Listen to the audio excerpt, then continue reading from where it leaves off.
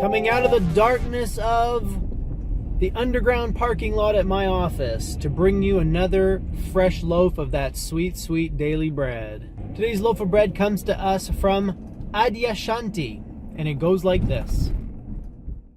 All that is necessary to awaken to yourself as the radiant emptiness of spirit is to stop seeking something more or better or different, and to turn your attention inward to the awake silence that you are. You can file this one under the law of reversed effort. People are always saying, I've been looking for years, and I still haven't found the self. Of course you haven't. When you're playing hide and seek, you don't find yourself. You either go looking for someone or you hide. The seeker never finds him or herself. If you go within and search for the self or for some kind of enlightened quality like Buddha nature or Christ consciousness, you will not find it.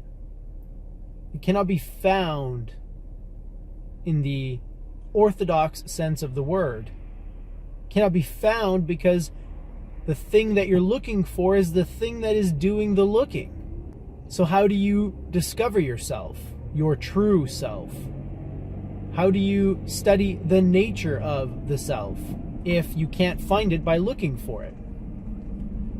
Well, the sage Adyashanti tells us in this passage.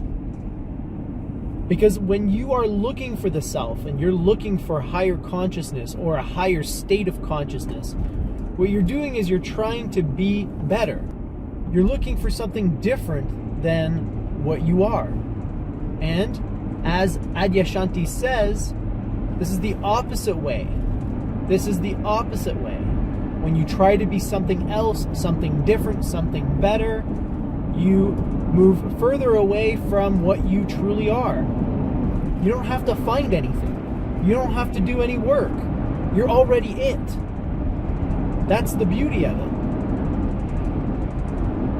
Furthermore, Adyashanti says, in order to be the self, all you have to do is experience that silence that is within you. You don't go looking for the silence. You simply create the conditions which are conducive to that state of silence. So you sit down in a comfortable position, you close your eyes, and you focus on your breath. Maybe you repeat a mantra, maybe you don't. I don't know, but what happens when you simply create the ideal conditions for the silence is that eventually that silence will arise on its own. Not because you pulled it out of somewhere or because you found it, but because you simply made room for it. This is the nature of the self. You don't find it, you don't build it, you simply get out of your own way and let it rise up to the surface because it's there. It's in the core of you. The self is infinite, it's in all things. But in you, it has found a home that is capable of reflecting its glory back onto itself. You get what I'm saying? When Carl Sagan says we are a way for the universe to know itself, that's what he's talking about. We are a way for the self to come to know itself. The self dwells in all things, in every material form that is conceivable. But it doesn't know itself in all things. The self, the divine consciousness, whatever you want to call it, it's in the trees. But the trees don't have the right equipment to know themselves as the self, nor do they need to. That's the beauty of trees, and that's the beauty of animals. They are the divine, and they don't have to go through all of these experiences that humans have to go through to discover that. They simply are. But we humans have been blessed with certain things that make us unique and powerful.